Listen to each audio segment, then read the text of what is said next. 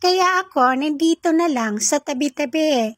Ini-enjoy ko na lang yung ganda ng kalikasan. Konti na lang kasi yung may forever ngayon, pero madaming together. Paano masabi? Pag mag-aasawa ka o kaya mag-jojowa, i-make sure mo madami kang datong. Iwan ka man yan o lokohin ka man yan, magpa-parlor ka at mag-travel. Magtagay ka din ng sunbig light, ipagdiwang mo, inalis ka sa maling tao. Dumaan lang siya sa buhay mo pero hindi talaga kayo meant to be. Char, meron nga dyan kinakasal, naghihiwalay pa din. Kaya tumagay ka na lang at gawin mong kanin ang pulutan.